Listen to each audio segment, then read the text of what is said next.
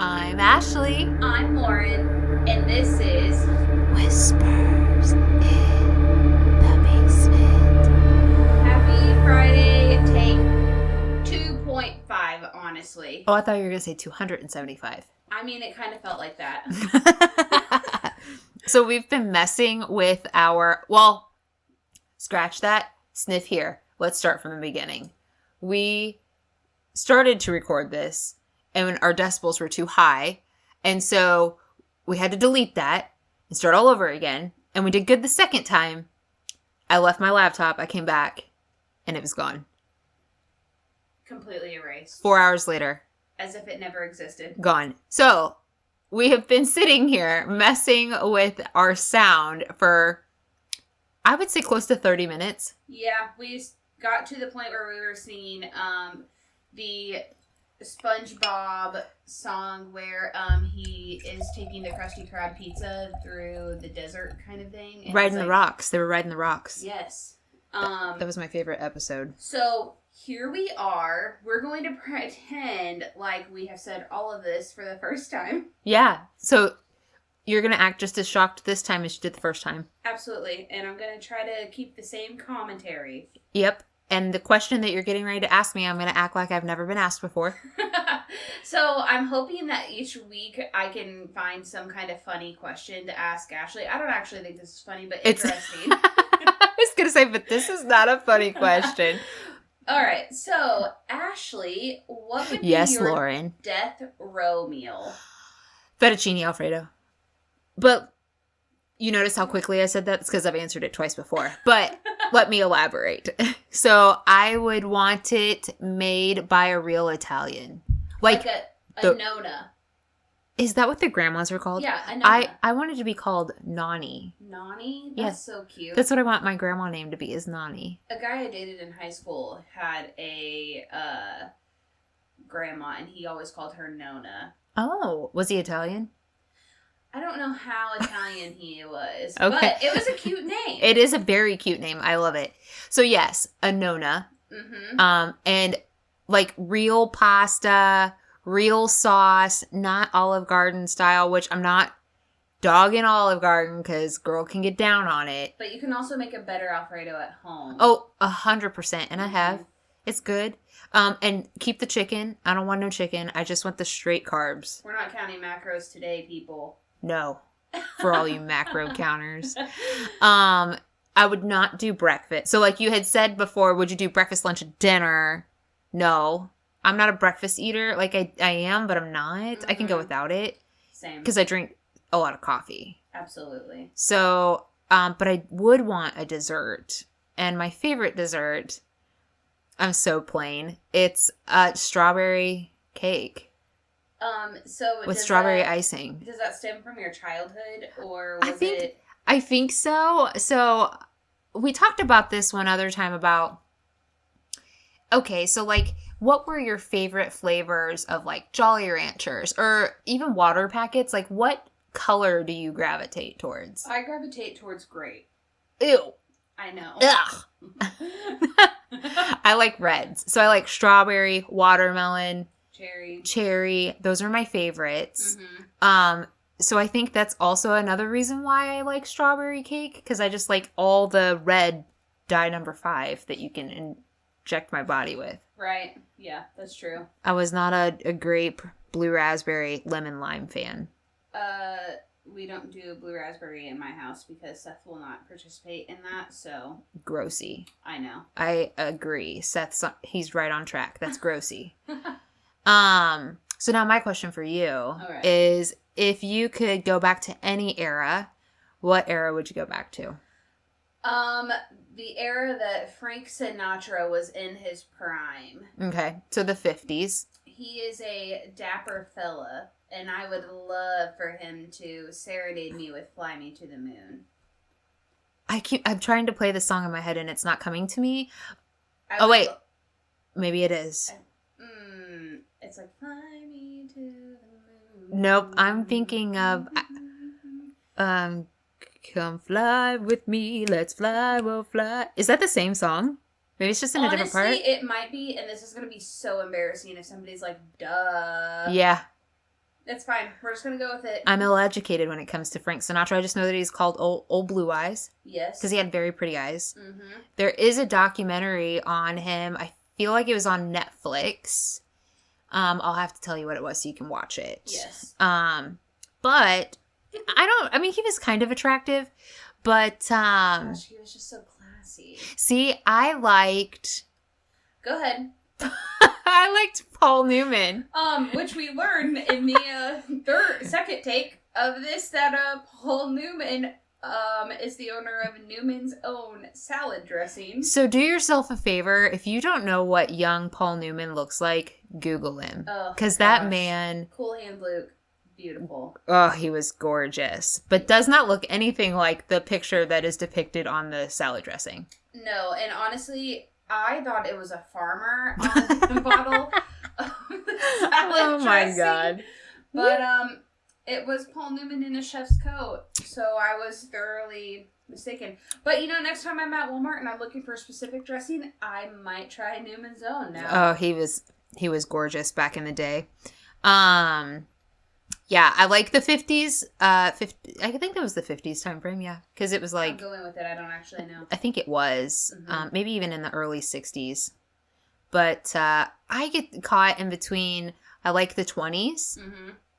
I like the architecture. I know this sounds so stupid, but I love going to big cities. Or even just to there's a ton of little towns just across the border in Iowa that have some of the prettiest homes and churches that have been built, and I just love looking at the architecture, and I like the architecture from that time frame. I actually think I did some research on it after I went to the Fox Theater, and I think it's called Deco. Oh yeah, like Art Deco. Love it. Yeah, love it. So I like the 20s for the architecture, and also because the music. I like 20s music, and you're looking at me because you want me to say it. Because you want me to say I love a good flapper. Yeah. I do. Yeah. I just think they're so beautiful. Did you ever dress up as one for Halloween? Yes, you bitch, I did. I wish I could show you the dress. My mother made this. And not that the dress was bad. It was the person that it was on. And you were probably in 4th grade or something like this. I was actually graduated from high school, but wow, I still... Okay. Wow, your mom was coming in clutch. Della, why did you not make me costumes? I'm pretty sure I was outside of high school, yeah. And she also made me... I'm going to say this, and no, I didn't look like the poop emoji, but I dressed up as a Hershey Kiss. I think that was the last year I went trick-or-treating for real. Okay, so the reason she said that she didn't look like a poop emoji is because I was imagining a naked Hershey Kiss. I was not imagining the silver-wrapped one. I even had the hat. I had a... Okay. Like a hat that was made of foil? So it wasn't made of foil. It was made of I don't even know if my mom listens to this, but if she does, she's going to be like, Ashley, it was called blah, blah, blah. I don't remember what the material was called, but it's very I don't know. I don't know what it is, but she made me a hat. Sort of, yeah. But she made a silver hat that went with it that resembled the Tin Man. And then it had this white piece of felt that came out of it, and it said Hershey. That's adorable. It was really one of the... high school? No. That one happened that was the last year I went trick-or-treating. The flapper. Just some random 18-year-old walking around in a Hershey Kiss outfit. Wow. Hershey Kiss. No. I was in 6th grade, I think, when I dressed up like that one. You loser. Okay. But I also love the 60s and 70s. Very hippie. Oh, yeah. You're a hippie to your core, though. I am. You're a lover. Oh, is that what a hippie is? Is a lover? I mean, don't they want, peace? Yeah, free love or whatever, I guess. I just, I don't know. I think I look back on that time, too. But I also look back on, the 90s, when I was young. And think, I think I just get really nostalgic about that time because it seemed so less complicated. Oh, I love, reminiscing on... the 90s, especially the 90s Christmas themes. Oh, yeah. Because, see, I grew we didn't have internet until I was in high school. And so I grew up kind of in between, I would say, your era, like Yeah. your generation, and my mom's generation, where we didn't have cell phones. I didn't get my first cell phone until I was 16. And I didn't get my first smartphone until I was in my 20s. And we just came home when somebody yelled for you. Mm-hmm. Or you were given a time and you just had to make sure you wore a watch. You had to make sure you were home by that time. Or they were calling your friend's house to find you. Right. So I think I just get reminiscent about times like that when things were just way simpler. more, yeah, I don't want to say pure because there was a lot of bad things happening then too. I think maybe my mind was just more pure. I didn't know it was really taking place, but things just seemed a lot simpler. Well, and we weren't being fed a 24-hour news cycle No. that was connected to your phone, which was connected to you directly all day, every day. And if we're being honest, I miss the days of MTV, man. Oh my gosh. Yes, Total Request Live. Daria. I loved Daria. Do you remember the Hot 5 at 9?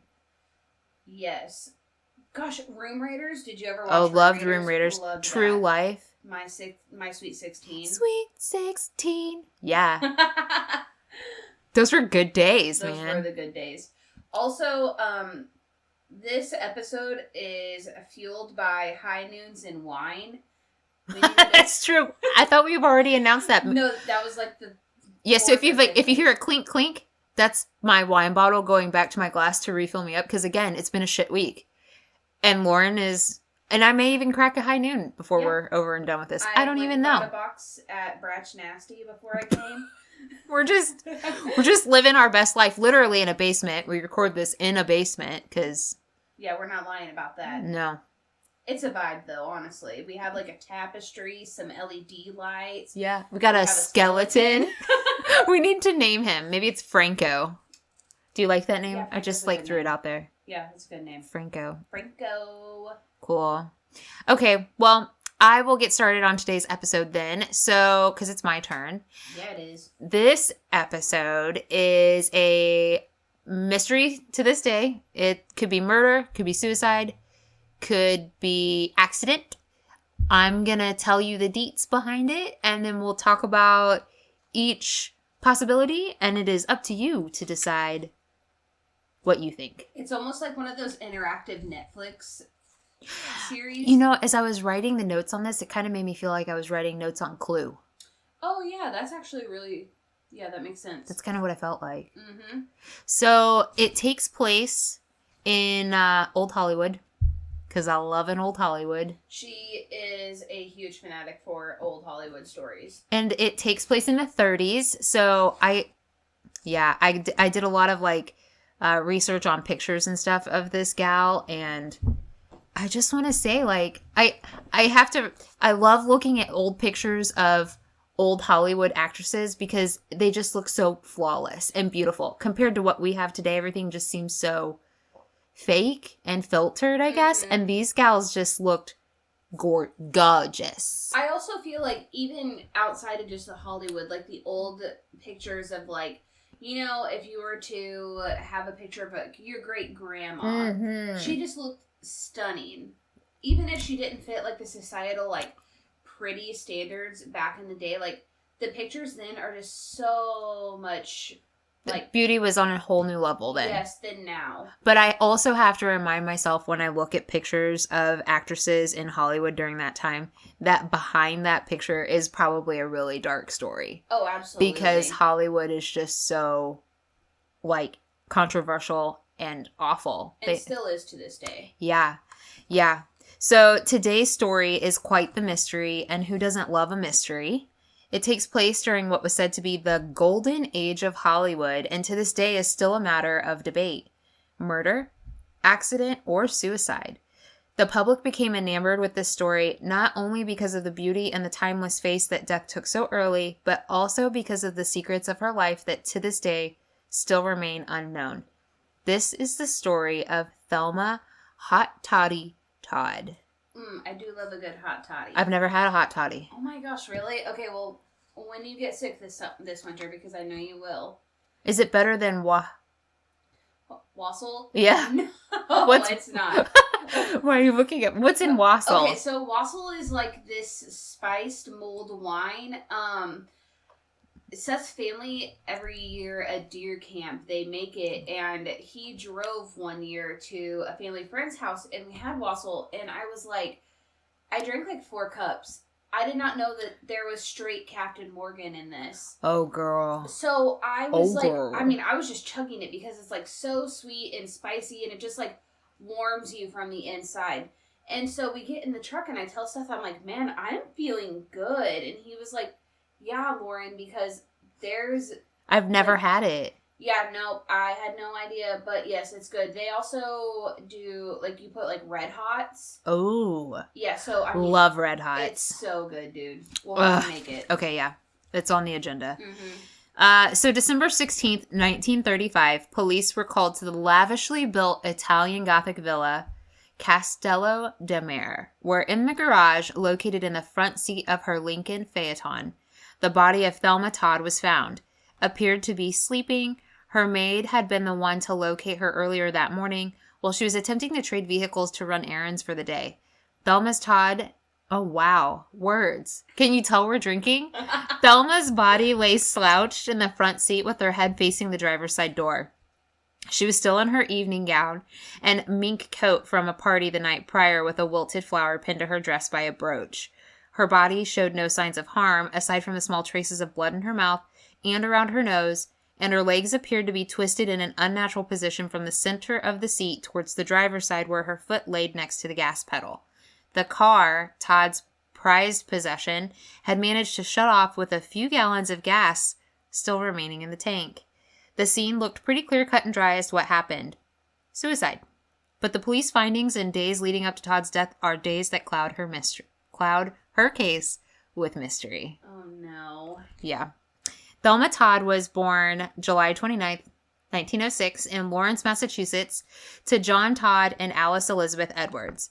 Todd, the youngest, did have an older brother who passed away at the age of 7 due to an accident, leaving her as an only child. She lived a pretty decent childhood, attending school, and was said to be a bright and successful student, where she was popular and served as a gossip correspondent in the gossip column of the school newspaper. Man, a gossip column? I don't know why, but I feel like this is something you would want to do. I absolutely would want to be the head of this. I bet you were like a Gretchen Wieners. Yes. Was your hair full drama, of secrets? But I was not the person that instigated it. I was always the person that people would come to tell me, which is still very true to this day. People 100%. love telling me stuff. You have that personality that they're just like, Lauren will listen. I feel comfortable telling. I do too, though. I mean, but even with strangers, they'll like come up to me and they'll tell me their life stories sometimes, and then my kids are looking at me like, did you know that person? And I'm like, had no clue, man. Absolutely. They say it means you have a high vibration. Did you know that? No, but that makes sense. Yeah, they say it's because you give off a high vibration. And if you have a high vibration, people also tend to stare at you a lot in public. And you have a really good connection with animals. I feel like I have a good connection with animals. I try not to and notice kids. If anybody stares at me. I get stared at a lot, but I think it's just because I have resting bitch face. You do. So I just assume people are looking at me and they're like, she's a sourpuss. I mean, once they get to know you, you're not. But the thing is like kids are never thrown off by me. It's adults. No, yeah, it is absolutely adults. Yeah. Because kids just don't know those social cues. No, they've always gravitated towards me. It's weird. That is funny. Yeah. But yeah, no, gossip column, I would eat that up. Oh, I know you would.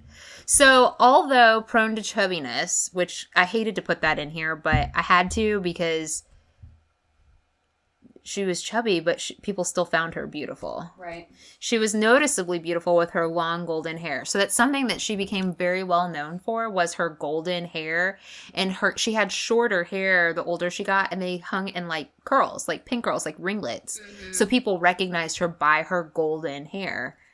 Prior to making it to Hollywood, she spent her time studying at the University of Massachusetts to be a school teacher, as this is where she felt she would be successful, and at the time there was a real need in teachers.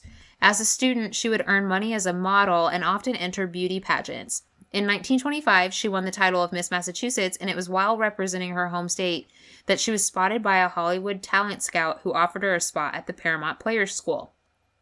So the Paramount Players School was a small group of kids that were scouted and then placed in basically refinishing school to prep them into what was hoped to be a success for Hollywood. They studied in arts, did a lot of acting, and they had a lot of these in California too, where they would teach them about manners, and they learned dialect and things like that. So they knew, because I think the Atlantic,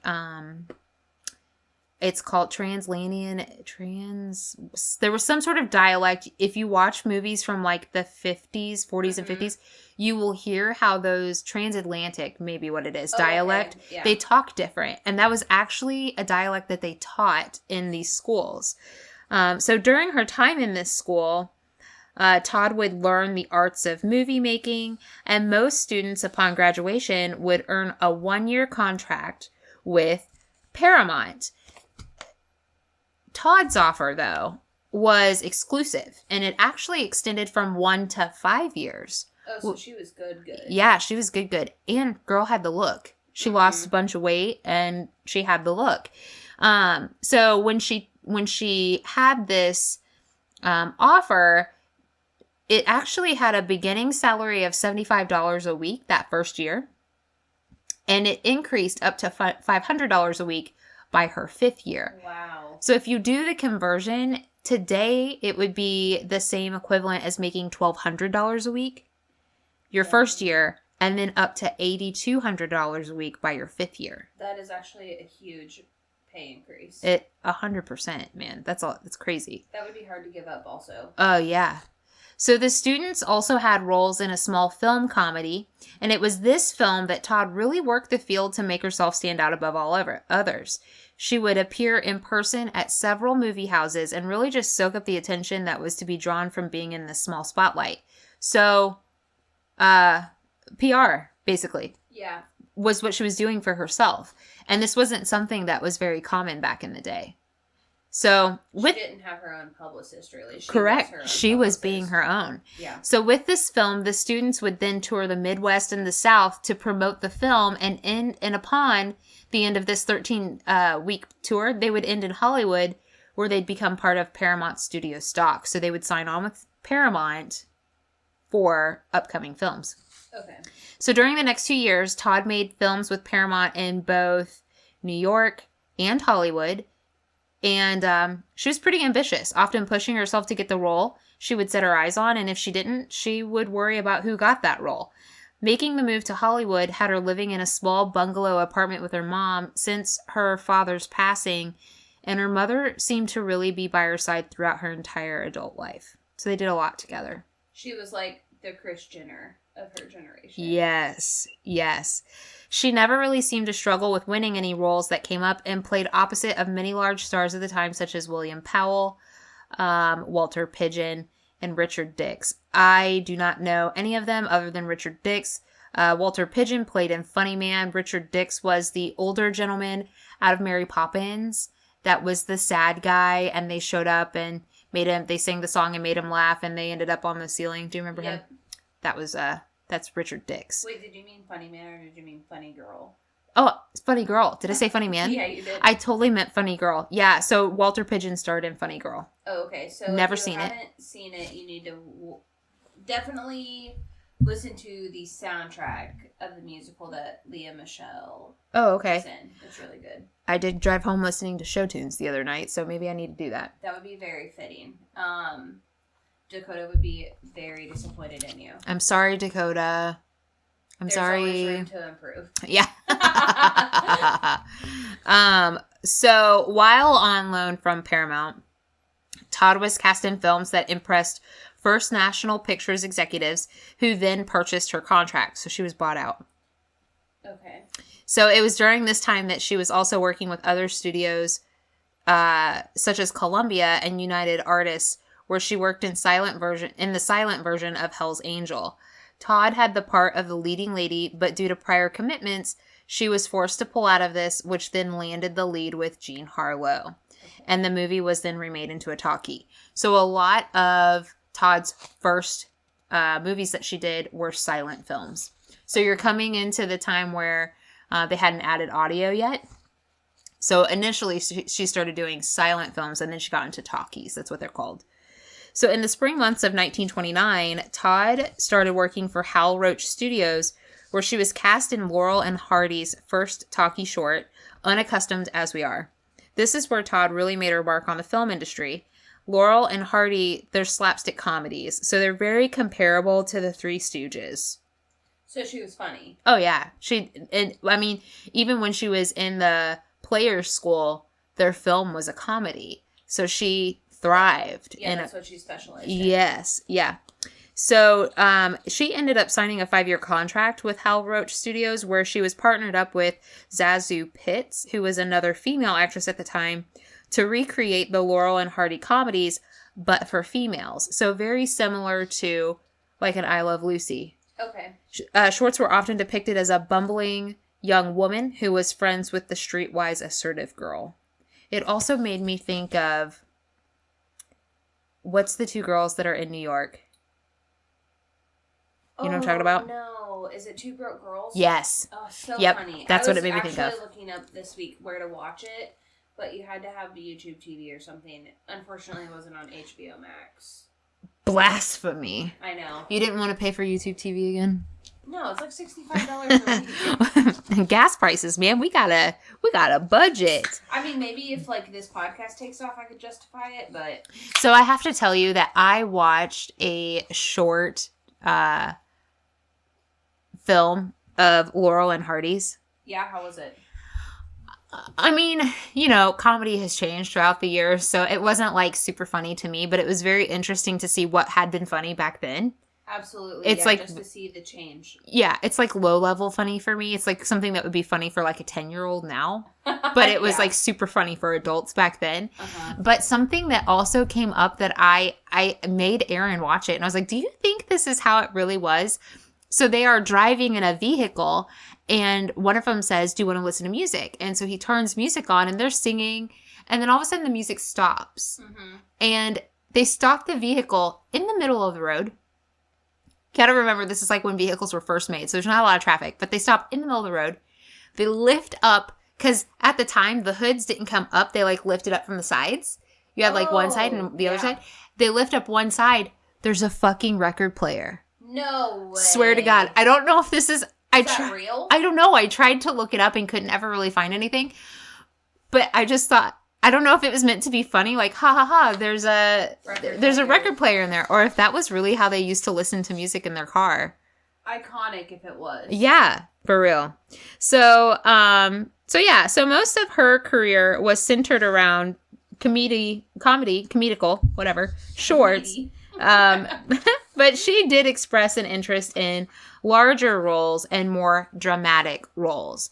So it was in 1931 when she played opposite of Chester Morris in Roland West's film Corsair. Do you know who Chester Morris is? No. Have you ever seen the movie The Divorcee? No. Okay, so I love that movie. It's in black and white. Okay. And it's about a guy and a girl that get married and things don't work out. I think she actually thinks he's having an affair on her, and they end up getting divorced. And then for a couple of years, they both like play the field. I don't remember if she ends up engaged or something like that, but in the end, they realize that they should have never got divorced to begin with. Aww. If you go up into like where I do all of my makeup, one of the lead female actress from that movie is on my wall. Okay. She's beautiful. So, and he was actually attractive too. Oh yeah. So the film wasn't a huge hit, but it was a massive turning point in Todd's life. It was while working with Roland West on Catalina Island that the two started to grow fond of each other. West was already married at the time, and believing this was a form of infatuation after filming, took to the sea with his wife, Jewel Carmen, to try and, quote-unquote, escape his feelings. Yeah, that's one way to do it, I guess. Just go get on a boat and be like... But is it? No. I don't think so. I mean, so was he alone? He was with his wife. So maybe it was like in hopes of rekindling what brought them together originally. Yeah, maybe like if she's out of sight, out of mind. My body. My mind works the exact opposite. Absence makes the heart grow fonder. Absolutely, because you'd be playing all the what ifs. Yeah. Yeah. So while West was sailing the seas, Todd ended up playing the field. And she met a guy. His name was Pat DeChico, and he was the son of the Broccoli King. Why the Broccoli King? So his father was a big distributor of broccoli. Okay. I think they were in New York. Well, so the East Coast. Makes sense because like the brassica vegetables, broccoli, grow really well in colder weather. Okay. I have no idea what you just said, but okay, like, I agree. So what's a brassica? It's like the family... Coniferous? Like a coniferous? Isn't that what it's called? Cruciferous? Coniferous is a pine. Yeah. Cruciferous. Coniferous is a pine. You were saying carnivorous. Okay, so we were all sorts of wrong. Yes. Oh my gosh. Okay, so well anyways. She ended up meeting him in the early spring of 1932. Pat had moved to Los Angeles to make money on his own to set him apart from his father, and the two ended up eloping. Although they were one of Hollywood's brightest couples, best and brightest. Okay. The marriage only lasted 18 months until it ended in divorce. So was it like a messy divorce or? No, it was pretty amicable. You were correct. I do not know what's going on with the tongue twisters today, but Todd stated it's that silver dick wine.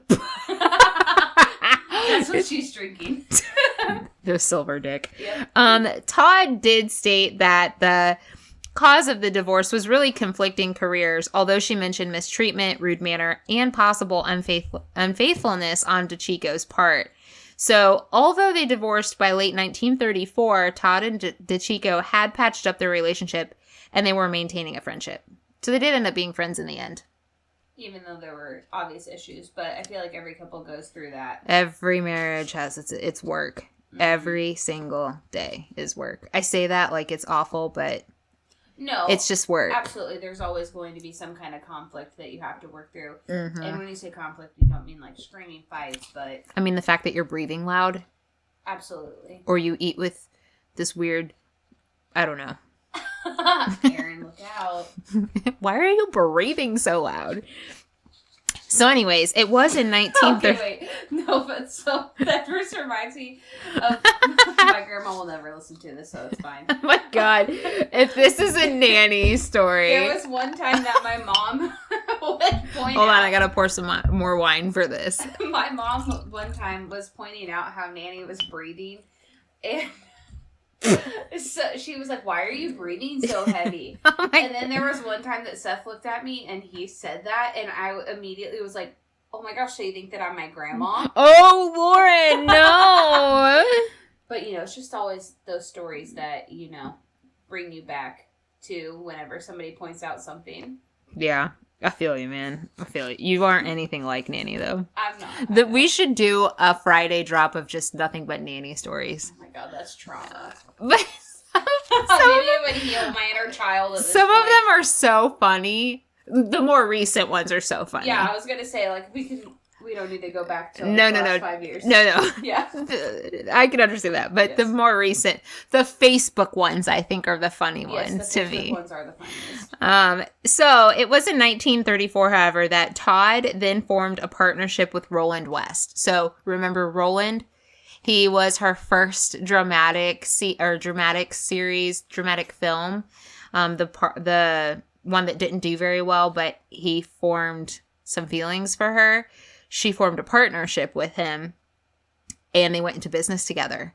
So Roland had gone into the food business with Todd on what was known as the Thelma Todd Sidewalk Cafe. Well, that's really random to go from acting to opening a restaurant. Yeah, so there's discussion later on about why.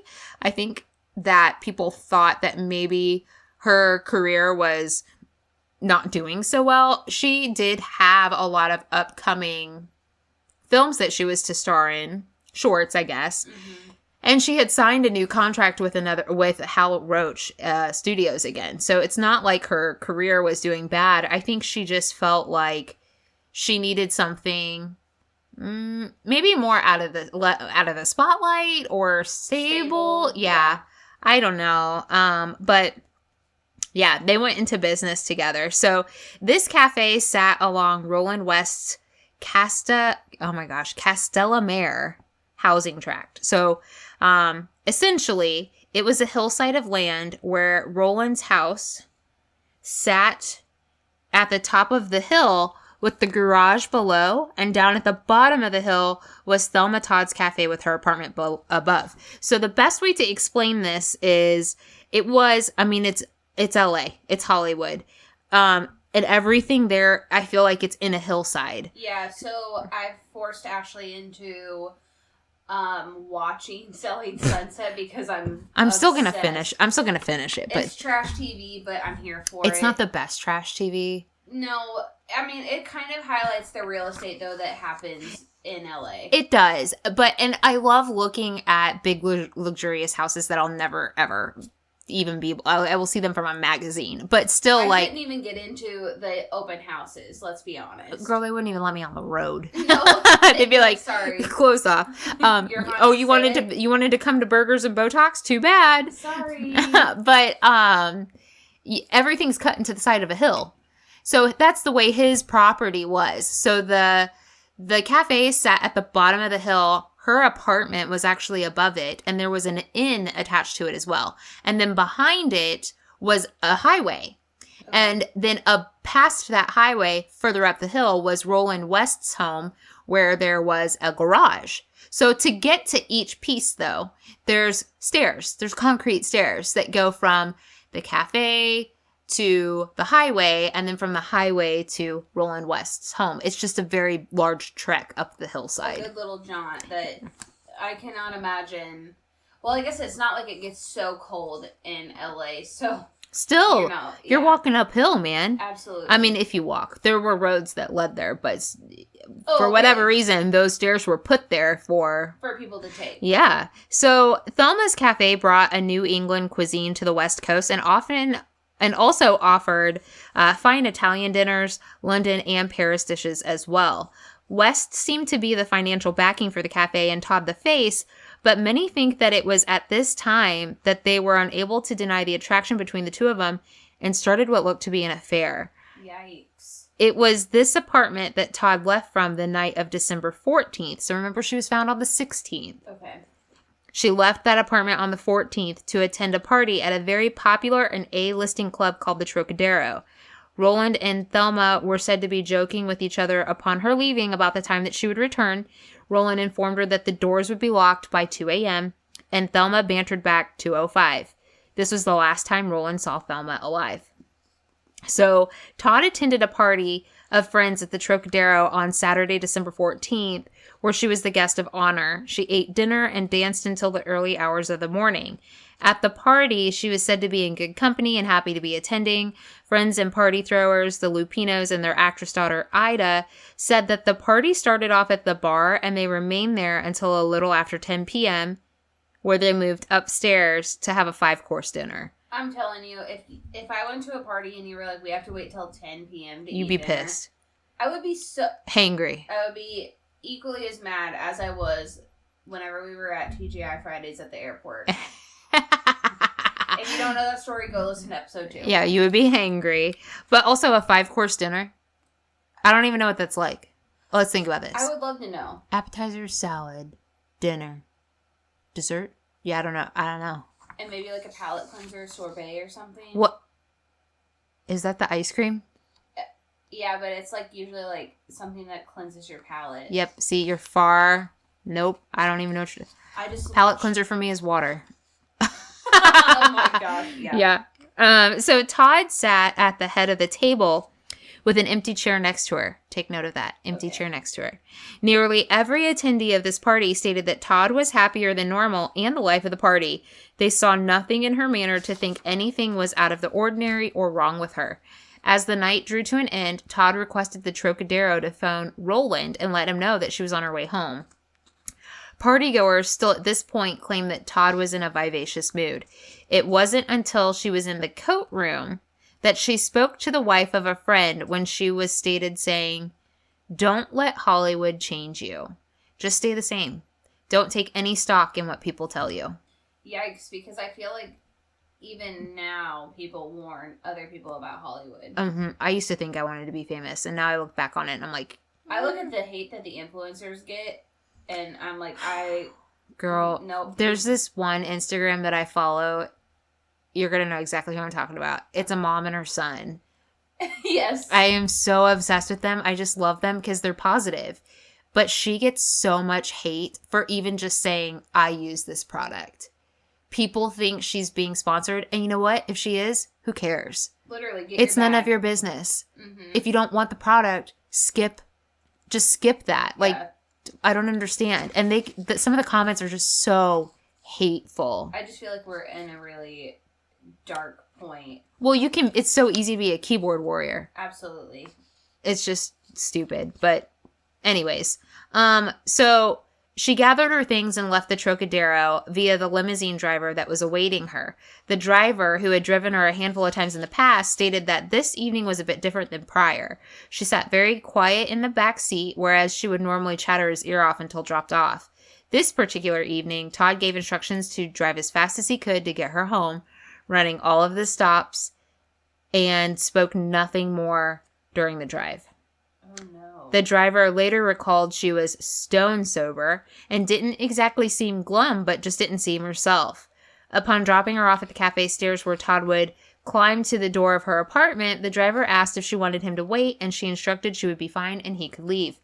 This was the only time the driver did not escort her to her apartment door. I feel like any crime, not really any crime, but I feel like a lot of the podcasts and crime stories that we listen to, it's always that one time that something goes differently. Yep. So the driver left her. He circled around the side of the building, catching the highway that went behind the cafe, and glanced back to watch Thelma Todd continue to climb the stairs to her apartment entry door. He watched as the wind blew through her hair and continued driving up the highway. This was the last person to see Todd alive. So Monday morning's discovery of Todd raised a lot of questions amongst the police as well as the tabloids. With her maid being the one to find her, Roland West, Todd's mother, and Pat DeChico were also on the scene a short while after discovery and visibly distraught about the situation. Her mother, who had been by her side for many years, was beside herself, and West, who at first seemed pretty calm, showed intensified emotions upon removal of Todd's body from the scene later Monday afternoon. West had informed the authorities that Todd had never returned home that evening from the Trocadero, as he had been up to let the dog out and locked the door behind him. The first authorities on site had deemed Todd's death as carbon monoxide poisoning. Her skin was a bright red discoloration, which indicates carbon monoxide poisoning. Roland West's personal physician also arrived on the scene later in the day and suggested that Todd had actually suffered a heart attack. Oh no. West and Todd's mother informed the authorities that Todd had a record of heart problems, so much so that it had caused the denial of an insurance policy recently. So once the body was removed and taken to the deputy coroner's office for postpartum examination, the coroner began the autopsy. His findings were posted later that evening and determined that Todd's blood was 70% saturated with carbon monoxide, definitely a lethal dose to cause asphyxiation, and fixed her time of death to fall in the early morning hours of Sunday, shortly after her arrival home from the Trocadero. Oh. Fixed, yeah. This was not the only autopsy performed on her. In the upcoming days, a second physician would also perform an autopsy and find that her blood level showed 75% carbon monoxide along with 0.13% of alcohol intake, with the possibility of a higher percentage, but due to the amount of carbon monoxide, it would have affected the alcohol levels in her brain. But the driver said that she was stone cold sober. Stone sober. Wild. Yeah. So, also, she had a loose tooth in her mouth and a small amount of blood around her nose and her mouth, which could have been caused by the carbon monoxide poisoning. The blood around her nose and her mouth could have. The loose tooth was later explained that she had been to the dentist previously to have a tooth fixed and was wearing a temporary crown. This was knocked loose when she appeared to have passed out and hit the steering wheel on the vehicle. Oh, so she fell forward. Yes, that's what they're thinking. That physician placed her death somewhere between 12 to 30 hours prior to the discovery of her body, which would indicate that she passed somewhere between 4:30 Sunday morning and 10:30 Sunday evening, which I mean, that's a pretty big gap. Yeah, that's a huge gap. So, from all accounts, the surgeons that performed these autopsies were stating that more than likely Todd, who had been drinking, came home to being locked out of the apartment at the bottom of the hill, walked up to Roland West's home where her car was in the garage and had taken up refuge in the garage for the evening since it was cold, and started the car to get warm, eventually passing out from the carbon monoxide fumes on accident. It's worth noting that somewhere I read that the food that they found in her stomach did not match the dinner that she had that night at the Trocadero. It was different. Oh, that's very interesting. Yeah, don't know how that happened, but so autopsy report is released and the rumors and discrepancies come out of the woodwork. Once the autopsy was published, one of Todd's friends called into the detectives to let them know that she'd actually spoken with Todd on Sunday evening.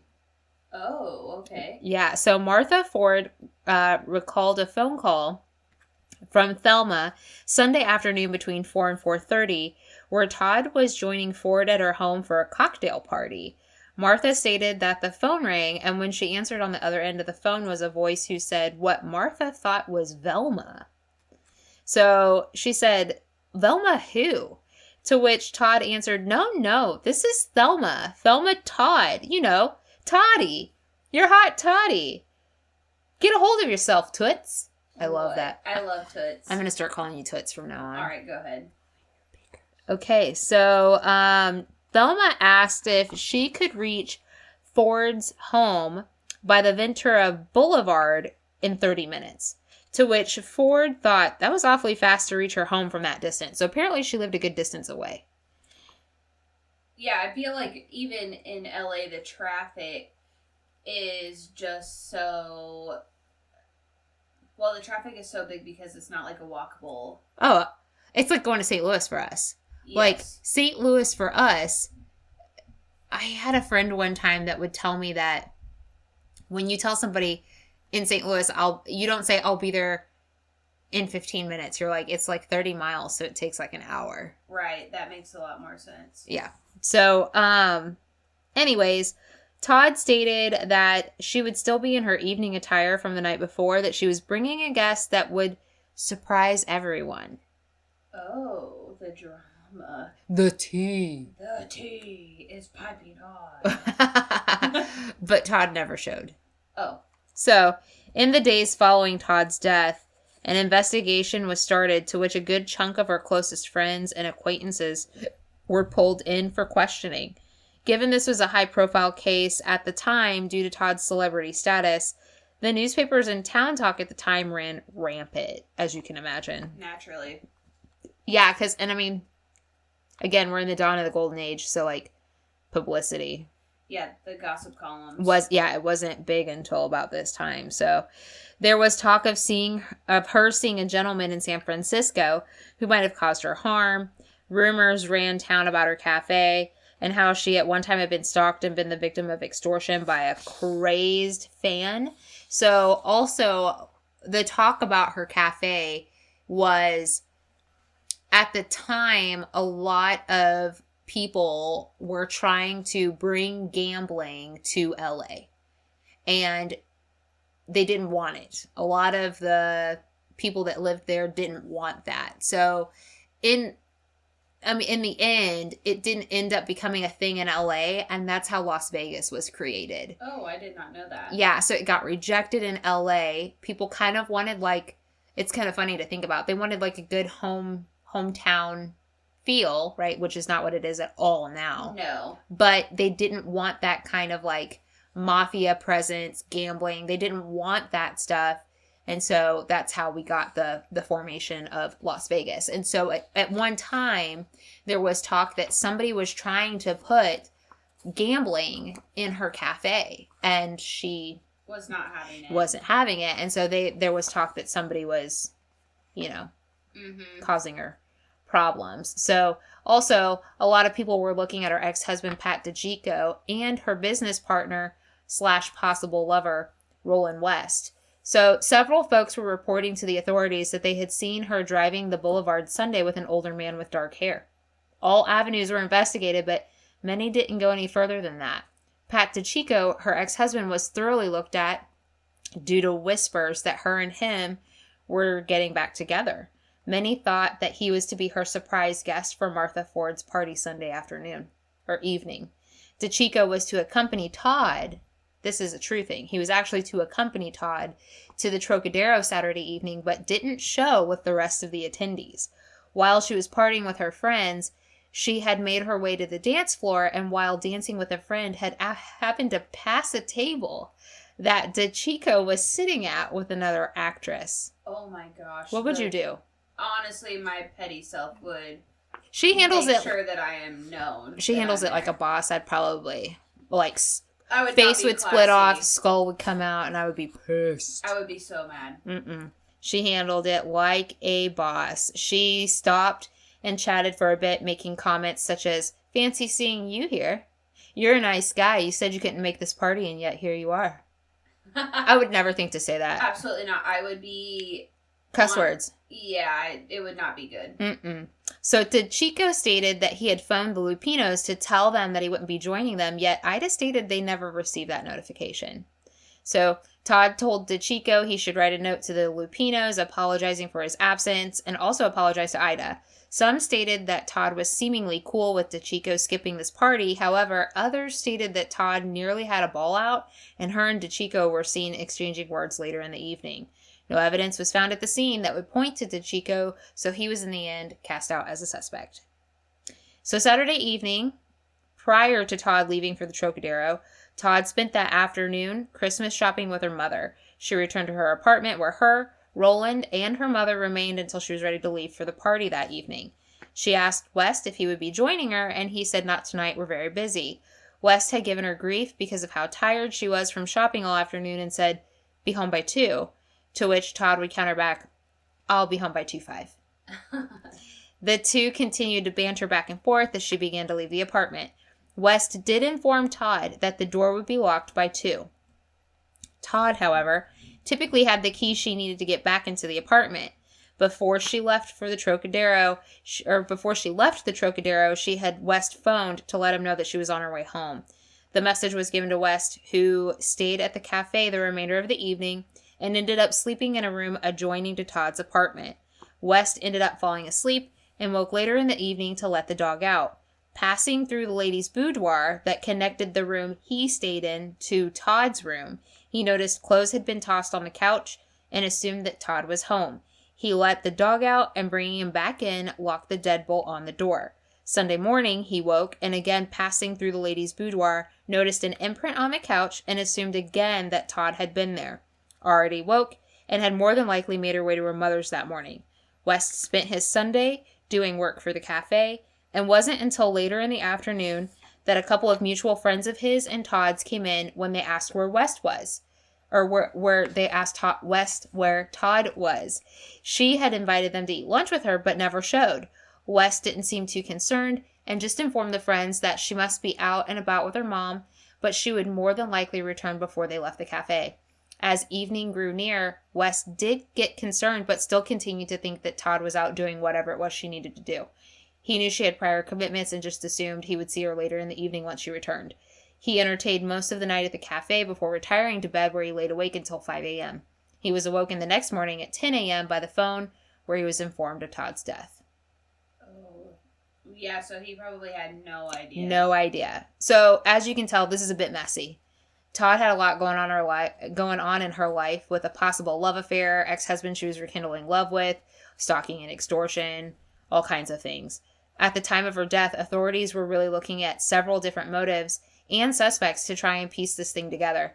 And we have to remember, too, that this is the dawn of the golden age of Hollywood, so publicity was becoming a thing. Newspapers and gossip columns were really taking off, so the amount of rumors and stories that were being published to the public were also increasing.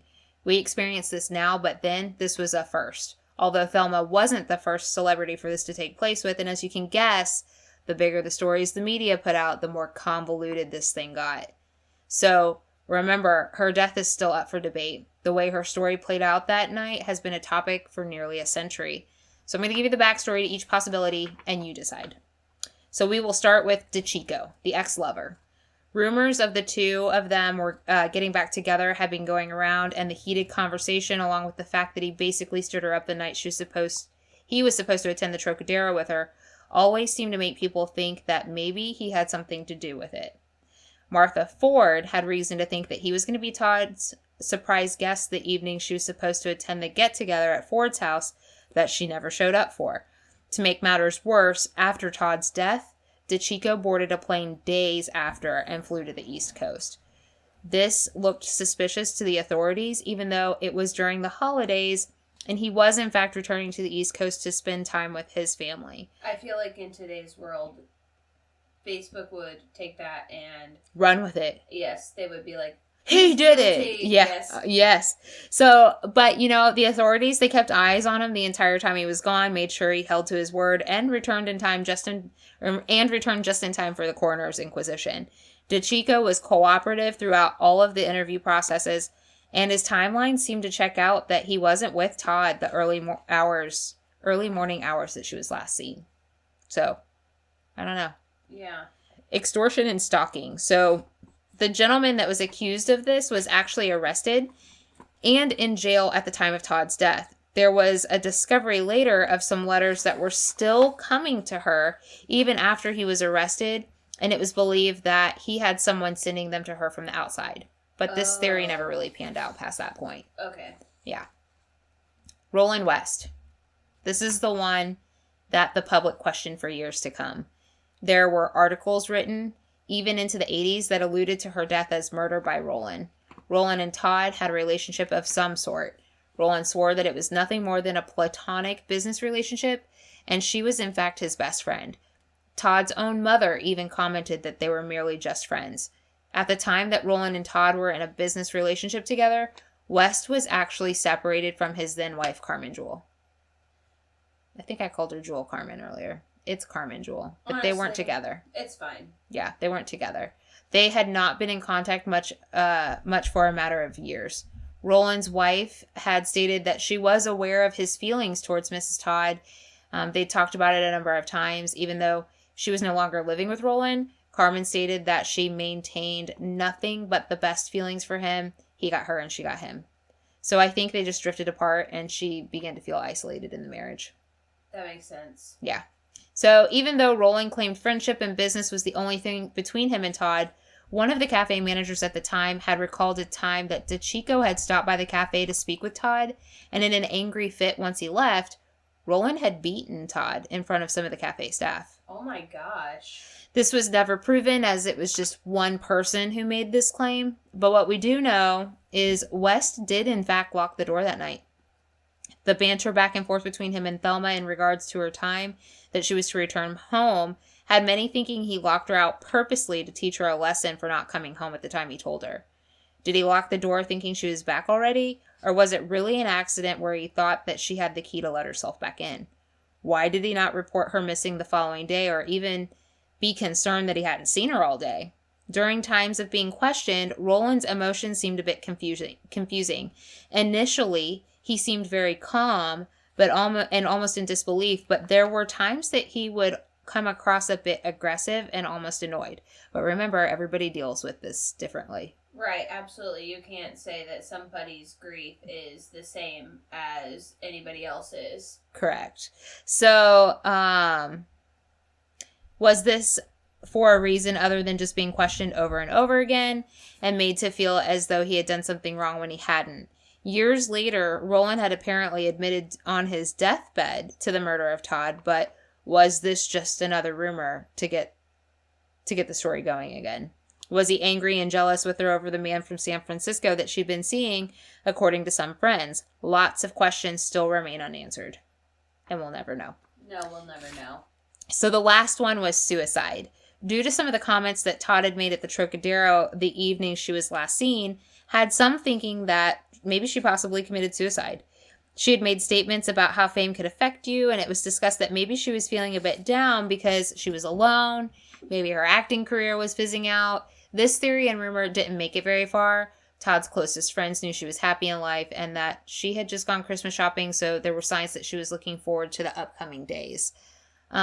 This one was another one of those that the media picked up on and tried to really run with it, but it didn't go very far. So the last possibility, and what seems to be the most common answer, is accident. Many think that Todd returned from the Trocadero that evening rather tired and reached the apartment door to find out that she'd been given the incorrect key to get into the building.